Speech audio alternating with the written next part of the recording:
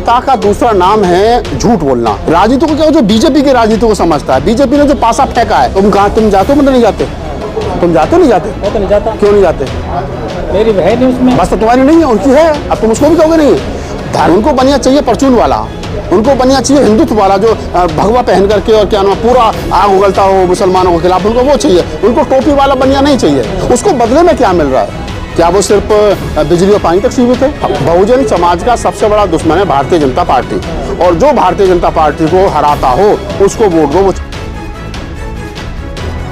जो पिछले 11 साल के आसपास केजरीवाल जी का शासन रहा है, उस 11 साल का शासन का पहला चुनाव देखेंगे आपका जो 2013 में हुआ था, उसमें लगभग केजरीवाल जी को 28 सीट मिली थी। तो अल्पमत की सरकार उन्होंने सिर्फ 59 दिन चलाई थी। उसके बाद में 67 सीट आई, फिर 63 आई।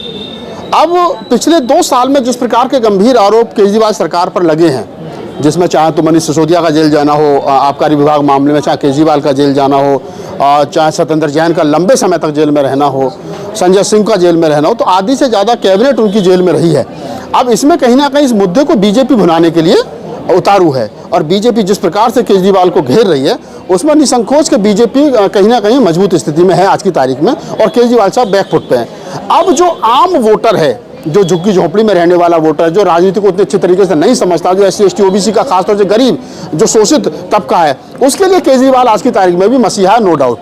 लेकिन जो थोड़ा सा एक तरीके से मैं कहूँ कि जो राजनीति को क्या, जो बीजेपी की राजनीति को समझता है, बीजेपी ने जो पासा फेंका है, उस पासे में जिस प्रकार से केजरीवाल को घेरा गया है, उसमें कहीं ना कहीं केजरीवाल घिरते हुए दिखाई दे रहे हैं। तो मामला जो है वो 60-40 का हो रहा है। 60% सीटों पर आज की तारीख में केजरीवाल साहब हावी हैं, 40% पर कहीं ना कहीं बीजेपी हारी है। अगर मैं सीधे दूसरे शब्दों में कहूँ कि 50 से 55 सीट पर केजरीवाल जो है वो जीतते हुए दिखाई दे रहे हैं, तो वहीं लगभग 25 से 30 सीटों पर जो है वो 20 से 25 सीट पर कहीं ना कहीं बीजेपी जो है वो हावी है। अगर ऐसे में 19 और 20 हो जाता है तो सरकार कहीं ना कहीं मोदी जी की यानी कि भारतीय जनता पार्टी की बन सकती है। तो सरकार को बचाए रखने के लिए दिल्ली का बहुजन क्या करे? मैं बता रहा हूँ कि सरकार को बचाए रखने के लिए वो गरीबों को, बहुजनों को नए प्रलोभन दे रहे हैं। जैसे उन्होंने कहा कि बाबा साहब का अपमान नहीं सहेगा हिंदुस्तान, अमित शाह को घेरने में उन्होंने कोई कसर नहीं छोड़ी। उन्होंने एक वो कार्टून बनवाया जिसमें कह रहे हैं कि बाबा साहब मुझे आशीर्वाद दो, मैं आपके संविधान को और आपके मान सम्मान को बचा सकूं। तो बाबा साहब डॉक्टर अम्बेडकर की बात तो वो कर रहे हैं, लेकिन बाबा साहब डॉक्टर अम्बेडकर का जो समाज है, जिसको SC ST OBC माइनॉरिटी समाज कहा जाता है, उसको बदले में क्या मिल रहा है? क्या वो सिर्फ बिजली और पानी तक सीमित है? क्या वो राज्यसभा नहीं जाएगा? क्या वो अच्छे मंत्रालय उसको नहीं दिए जाएंगे? तो एक बड़ा सवाल ये भी है कि केजरीवाल जी ये भी घोषणा करें कि अब की बार जब राज्यसभा का चुनाव होगा तो उसमें शेड्यूल कास्ट के लोग भी राज्यसभा मेंबर बनेंगे, उसमें मुसलमान भी राज्यसभा मेंबर बनेंगे, क्योंकि केजरीवाल के पास में जितना वोट है वो लगभग 70 से 75% वोट, 80% वोट जो है वो इस देश के SC ST OBC का है। लाला केजरीवाल खुद बनिया जाति से आते हैं, और मैं दावे के साथ कह सकता हूँ कि केजरीवाल साहब को बनिया वोट नहीं कर रहा है, ठाकुर वोट नहीं कर रहा, दिल्ली का बनिया वोट नहीं कर रहा है। तो वो बीजेपी के साथ वो तो विचार के साथ है ना। देखिए, इस देश का सवर्ण जो है वो सवर्ण मानसिकता का जो व्यक्ति है, वो सवर्ण मानसिकता की पार्टी जो भारतीय जनता पार्टी है, उस विचार के साथ है।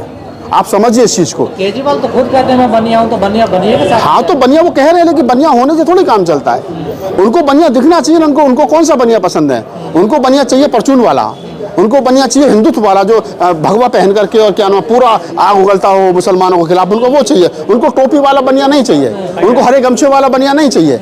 उनको चाहिए बनिया कौन सा? उनको बनिया चाहिए भगवा वाला बनिया। जमीनी मुद्दों पे चुनाव नहीं हो रहा ना दिल्ली का, कोई रामायण की बात कर रहा, कोई रावण की बात कर रहा, यही आरोप लग रहे हैं ना। देखिए, दिल्ली में कभी भी चुनाव जमीनी मुद्दों पर नहीं हुआ पिछले 15 साल में।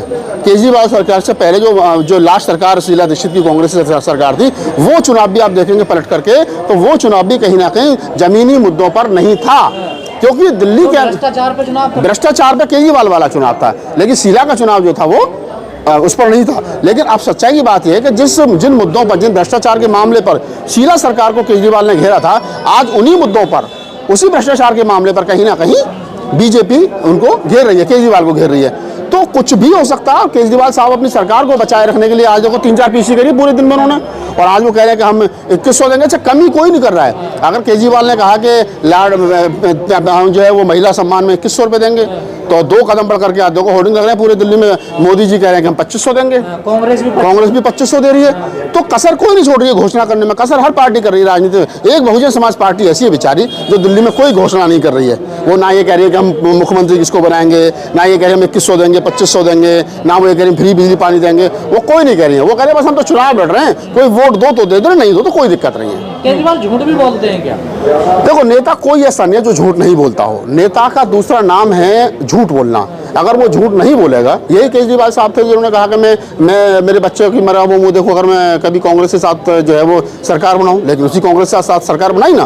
तो राजनीति में सब कुछ जायज है। राजनीति में ना कोई परमानेंट दोस्त होता है, ना कोई परमानेंट दुश्मन होता है। जिस कांग्रेस को कोस करके केजरीवाल साहब सत्ता में आए थे, उसी कांग्रेस के साथ में 2024 के चुनाव में उन्होंने पैक्ट किया। दिल्ली में 7 सीटों पर से 3 पर कांग्रेस लड़ी, 4 पर आम आदमी पार्टी लड़ी। केजरीवाल की जमीन परमानेंट किसके पास रहती है? एक मुनव्वर राणा साहब का शेर है ना, बड़ा मशहूर शेर है कि बुलंदी देर तक किस शख्स के हिस्से में रहती है, ऊंची इमारत हर घड़ी खतरे में रहती है। तो ये जितनी ऊंची इमारत है ये सब खतरे में है। आप मोदी जी देखो ना, 400 पार कहते थे, एक अकेला सब पे भारी, और अब इस बार रो रहे थे सदन में खड़े होकर के मुझे बोलने नहीं दिया जा रहा है। तो यही लोकतंत्र की लाठी है जब पड़ती है। बहुजन क्या करे दिल्ली में इस बार? देखिए, बहुजन उस तरफ जाए जो बीजेपी को हरा रहा हो।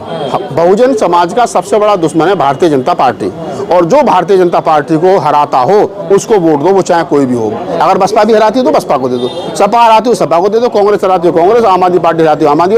जो बीजेपी पार्टी को तो आप कहते हैं बीजेपी की बी टीम है, हमने देखिए, मैं क्या कह रहा हूँ, अगर बीजेपी की बी टीम होती तो फिर पूरी बीजेपी उनके पीछे थोड़ी लग रही होती, केजरीवाल के पीछे। राजनीति में कोई बी और सी नहीं होता। बी तो दिख जाता है दूर से, बी दूर से दिख जाता है। नहीं तो जो सत्ता को पाने की लड़ाई लड़ रहा है सामने से खड़े होकर, वो बी और सी नहीं है। वो राजनीतिक परिवेश में उस समय के लिए वो बात हो सकती है। तो सेम ही है ना। देखिए केजरीवाल की क्या विचारधारा बताओ मुझे धर्म को लेकर के। भाई, बीजेपी की विचारधारा सबको पता है कि उनकी हिंदुत्व वाली विचारधारा है। क्या केजरीवाल की विचारधारा हिंदुत्व वाली है? केजरीवाल की विचारधारा सॉफ्ट। अरे हनुमान मंदिर जाते हैं वो। अरे भाई साहब, वो तुम जाते हो? मंदिर नहीं जाते?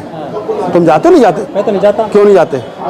मेरी है नहीं उसमें। बस तो तुम्हारी नहीं है, उनकी है। अब तुम उसको भी कहोगे नहीं है। धर्म आदमी का व्यक्तिगत मामला है। मैं चाहता हूं कि अगर मैं बौद्ध धर्म को मानता हूं तो आप बुद्ध का सम्मान करें, आप ईसाई को मानते तो मैं ईसाई का सम्मान करूं, हिंदू धर्म को मानते तो हिंदू धर्म का सम्मान करें। इस देश में सब रहेंगे, कोई कहीं नहीं जाएगा, सब एक दूसरे का। बड़ा सवाल आपसे ये है कि केजरीवाल जी करीब 11 साल मुख्यमंत्री रह चुके हैं दिल्ली में। यदि वो फिर से जीत जाते हैं तो वो फिर बहाना बनाएंगे कि एलजी काम नहीं करने दे रही, बीजेपी काम नहीं करने दे रही, तो वोट देने का फायदा क्या है ये केजरीवाल को? बीजेपी काम नहीं करने दे रही, एलजी काम नहीं करने दे रहा है तो सच्चाई है। लेकिन ये भी सच्चाई है कि कहीं ना कहीं आपको ये भी पता होगा कि वही केजरीवाल ने काम तो किया है। अगर आज की तारीख में दिल्ली में डीटीसी बसों में महिलाएं फ्री जा रही हैं तो बड़ा काम है। मेरा बिल बिजली का 0 आ रहा तो बड़ा काम है। मेरा बिल पानी का अरे सुन तो जाओ, पानी का बिल 0 आ रहा तो बड़ा काम है। और खुल के कह रहे हैं कि आम आदमी पार्टी को वोट दिया जाए। मैं कहाँ कह रहा हूँ खुल के? मैं तो उसकी उपलब्धि बता रहा हूँ, मैं थोड़ी कर रहा हूँ वोट। यार देखिए, मैं ना तो आम आदमी पार्टी का सपोर्टर हूँ, ना मैं वोटर हूँ, ना मैं प्रवक्ता हूँ। मैं एक यार, ये केजरीवाल से पूछो ना। हाँ तो मैं बता रहा हूँ ना आपको, आप सुनने की आदत डालो ना। मैं आपको सिर्फ ये बता रहा हूँ कि केजरीवाल ने जो अच्छे काम किए हैं, उन अच्छे काम की वजह से सरकार को लोग केजरीवाल सरकार को वोट देंगे निसंकोच। मेरी काम के जेल क्यों गए केजरीवाल पूरी कैबिनेट? अभी वो कोर्ट तय करेगा, ना तो मैं तय करूंगे ना आप तय करोगे। जिस दिन वो कोर्ट में दोषी साबित हो जाएंगे उस दिन मैं भी कहूंगा कि हाँ कोई जवाब हुआ है ना। अरे मैं कैसे कह दूं करप्शन हुआ है? जब कोर्ट कहेगा कि हाँ करप्शन हुआ तभी तो कहूंगा करप्शन हुआ है। अभी निर्दोष भी साबित नहीं करे तो दोषी भी साबित नहीं किया, दोषी भी साबित नहीं किया ना। तो राजनीति है, राजनीति में बहुत सारी मुकदमा चलेगा फिर से, जो कोर्ट ने बोल दिया है। मुकदमा तो चलेगा तभी तो पता चलेगा कि दोषी है या नहीं है। बिना मुकदमा चले थोड़ी साबित पता चल जाएगा कोई दोषी है नहीं है। मुकदमा चलने के बाद ही। केजरीवाल जी ने कहा कि जो भी सफाई कर्मचारी उनको मैं पक्का करूंगा, मुझको वोट दो, ठीक है ना? ऐसे केजरीवाल इस मामले में झूठ बोलने में स्पष्ट कह रहा हूँ। केजरीवाल अगर पक्का करते तो 11 साल की सरकार में कर दिया होता पक्का। उनको भी पता नहीं पक्का करेंगे, वो सबको पता है। बहुत सारी बातें, जैसे मोदी जी ने कहा था हम 2 करोड़ रोजगार देंगे, हम 15 लाख रुपए खाते में देंगे। ये केजरीवाल भी बहुत सारी राजनीति में बातें कही जाती हैं जो होती नहीं है।